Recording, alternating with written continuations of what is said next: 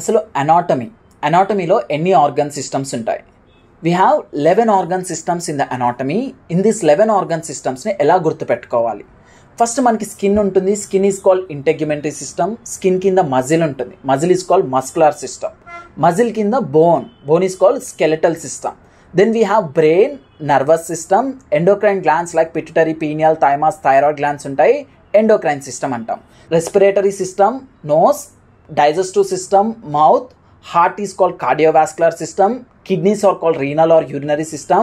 Then we have reproductive, male reproductive and female reproductive system. 10 we are done with 10. The last system will be lymphatic or immune system.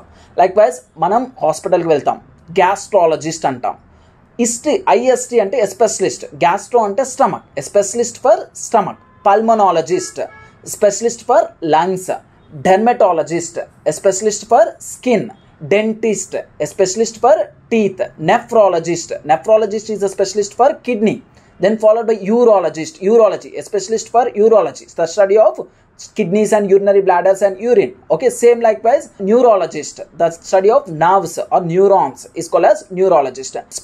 Specialities which we are going to deal with the medical coding. Every organ systems ki there will be a separate surgery.